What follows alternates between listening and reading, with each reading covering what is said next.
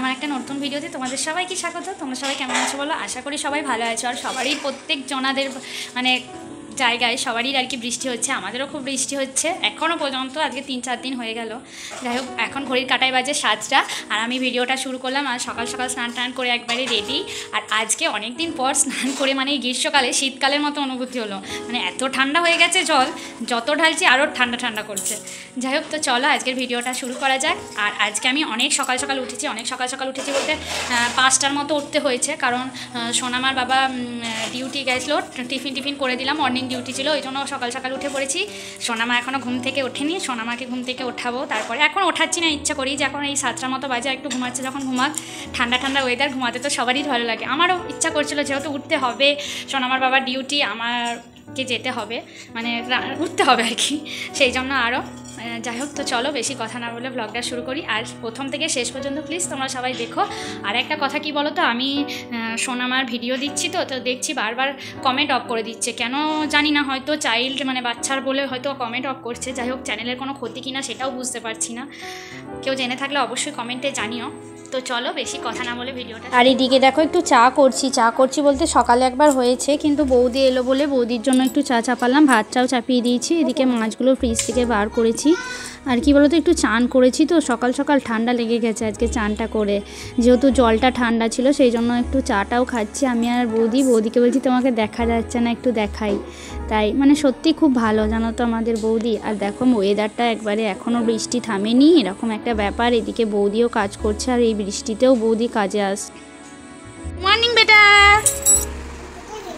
আমি কোথাও যাইনি তো, লাইটটা জ্বালিয়ে। তুমি ঘুমোচ্ছিলে? ঘুম হয়ে গেছে? হ্যাঁ, সোনামা ঘুম থেকে উঠে পড়েছে, মর্নিং হয়েছে। বলো সবাইকে গুড মর্নিং বলে দাও, ভালো করে বলে দাও। ওঠো উঠে দাও, বলো গুড মর্নিং। কেমন আছো? তো চলো আবার আসছি পরে। বাইরের ওয়েদার কি, মানে চান করেছি তো মাথায়, বাইরে ঠান্ডা ঠান্ডা হাওয়াটা বেশ ভালোই লাগছে। মানে সত্যি মাথায় চান করলে ঠান্ডা হাওয়া পেলে সত্যি ঘুম চলে আসে, এরকম একটা ব্যাপার লাগে আমার, জানি না কার কি হয়। মুসুরি ডাল ভিজিয়ে রেখেছি, বেটে বড়া করে একটু তরকারি করব, এদিকে মাছের ঝালদাটা করব। আর এদিকে জানো বৌদি মানে মেঠো কলমির শাক এনে দিয়েছে, মানে এগুলো মেঠো কলমি, দেখো দেখলেই বুঝতে পারবে, খুব সরু সরু পাতা, কি সুন্দর দেখতে লাগছে দেখো, মিঠো কলমি। তো এই শাকগুলো একটু ভাজবার, এখানেও একটু আছে, এতটা লাগবে না বলে একটু রেখে দিলাম। এই শাকগুলো রসুন দিয়ে ভাজবো, আর দেখি কি করা যায়। আর শাকগুলো বাছাই আছে, খুব একটা নোংরা নেই। আর মিঠো কলমির শাক তো অতটা পোকাও হয় না, কিছুই না। আর বৌদি কী বলো তো, ছাগলের জন্য ঘাস কাটতে যায় তো মাঠে, তো তখনই থাকে, তো সেই জন্য একদিন এনে দিয়েছিল, বলেছিলাম বৌদি ভালো খেতে, সেই জন্য বৌদি আবার এনে দিয়েছিল। আর এদিকে পাম্পটা জলটা পুড়িয়ে গেছিলো বৌদি কাজ করতে করতে, ওই জন্য পাম্পটা একবার চালিয়ে দিলাম। আর পাম্প চালালেই যেখানেই থাকুক সোনামা মানে ঠিক হাজির, জানি না কী জন্য, মানে কী করেও বুঝতে পারে, মানে বাইরে থাকলেও ঠিক টাইমে চলে আসবে আমাকে জ্বালাতে, যাতে জল ফল পড়বে আর করবে। আর আমি বলছিলাম তোমাকে দিতে হবে না, আমি বোতলগুলোই ভরবো, তুমি একটা একটা করে রেখে দিয়ে আসবে। পাকা বুড়ি, কাজ না করলে তোর হবে না, মাকে হেল্প করছে আর কি, হেল্প করে কত, তার থেকে কাজের বেশি, মানে কি বলবো। যাই হোক, আমি বোতলগুলো একটা করে ভরছিলাম আর বললাম তুমি একটা একটা করে রেখে দিয়ে এসো, সেই জন্য একটা একটা করে বোতল রেখে দিয়ে আসছি। আর আমি এদিকে বালতিতে জলগুলো ভরে নিচ্ছি, যাতে ও যতটা পারে নষ্ট না করে, ফেলবে আর করবে, সেই জন্য বালতিতে জলগুলো আমি ভরছি আর ওকে বোতলগুলো দিচ্ছি রেখে দিয়ে আসতে। তো চলো আমি ততক্ষণ জলটা ভরে নিই, আর তোমরাও ভিডিওটা দেখতে থাকো। তো তারপরে সোনামাকে কমপ্লান খাইয়ে দিলাম। তারপরে কি বলতো, বিছানাটা তো বাসি বিছানা ছিল, সেই জন্য আমি ভাবলাম একটু বিছানাটা ঝেড়ে পরিষ্কার করে তুলে নিই, যেহেতু আমার চান টান হয়ে গেছে, কিছু তো করার নেই, ওই জন্য একটু বিছানাটা পরিষ্কার করে নিচ্ছিলাম। আর এদিকে সোনামা জ্বালাচ্ছে, বৌদি ঘর মুছতে চলে এসছে, বৌদি ঘর মুছবে। তো চলো আমি বিছানাটা তুলতে থাকি, তোমরা ভিডিওটা আমার সাথে থেকো, কিন্তু শেষ পর্যন্ত কিন্তু অবশ্যই দেখো। কি বলো তো, এখন একটা বুদ্ধি পেয়েছি, ওকে টিভিতেই কার্টুনগুলো লাগিয়ে দিই, ও দেখে বসে বসে, আর আমাকে তাহলে জ্বালায় না, আমি সেই দিকে রান্না বান্না কাজকর্ম সব কিছু করে নিই। আর কেমন দেখছে দেখো, চোখ সরছে না, সেটা বলেছি বলে আবার হাসি। তো থাকুক, ওর মতো থাকুক, আমি আমার মতো এদিকে কাজগুলো করে নিই। বৌদিরও ঘরটার মোছা হয়ে গেছে, এদিকে আমি ভাতটা বসিয়ে দিয়েছি, সবজিগুলো ধোবো। মেয়ে ছেলেদেরকে মানে ঘরে বউ হয়ে গেলে কতটা কি সহ্য করতে হয়। আগে একটু কেটেছে, কিছু হয়েছে তো মানে কত আও পাতালিগিরি করেছি, আর এখন দেখো মানে এতটা জ্বলছে যে কি বলবো, হাতে ফোঁসকা পড়ে গেল। মানে এই কদিনই দেখো, এখানে একটা পড়েছিল, দেখতে পাচ্ছ এখানে একটা পড়েছিল, আবার আজকে এখানে একটু মাজন লাগালাম, মানে এতটাই জ্বলছে আঙুলটা যে কি বলবো, কিন্তু তাও কিছু করার নেই, এই হাত নিয়েই আমাকে সব কিছু করতে হবে। মানে প্রচণ্ড পরিমাণে পুরো ভাতের ফ্যানটা বুঝতে পারিনি, এরকম করে ন্যাকড়া দিয়ে হাঁড়িটা নামাতে যাচ্ছি আর পুরো লাগলো। প্রচণ্ড জ্বলছে, এটা ফোসকা পড়বেই শিওর 100%, কারণ এতটা জ্বলছে না, সেই জন্যই আরও মনে হলো। যাই হোক, এই নিয়েই আমাকে কাজ করতে হবে, কিছু করার নেই।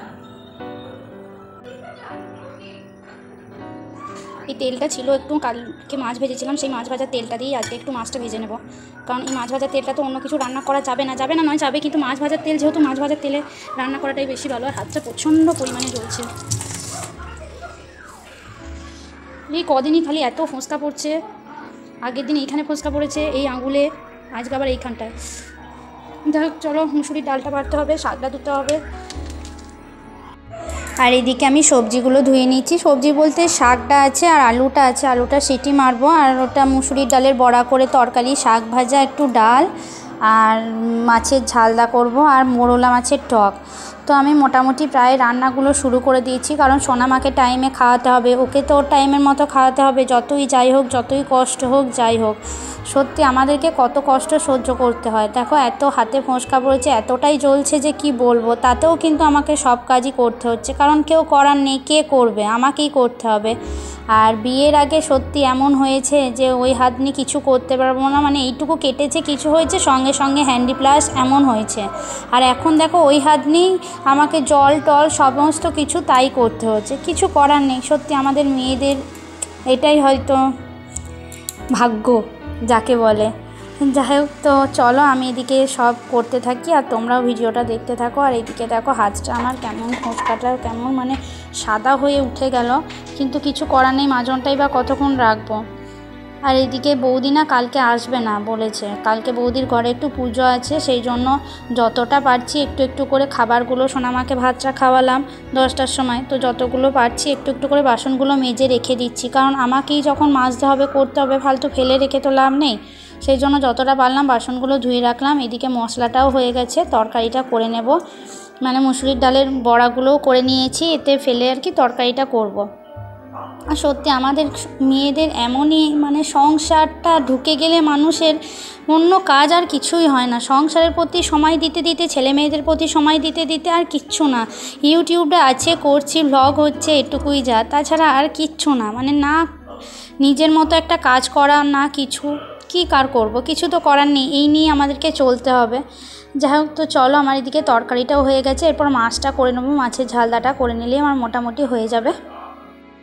তো দেখো মোটামুটি আমার রান্না কমপ্লিট হয়েছে, এটা মাছটা সোনামার দিনই, এটা সোনামার বাবার আর আমার, তো এদিকে মোটামুটি রান্না সব কমপ্লিট হয়ে গেল। এরপর সোনামাকে চান করাবো, সোনামাকে খাওয়াবো, আর ভিডিওটা আজকে এখানেই শেষ করলাম। কেমন লাগলো কিন্তু অবশ্যই জানিও, পাশে থেকো।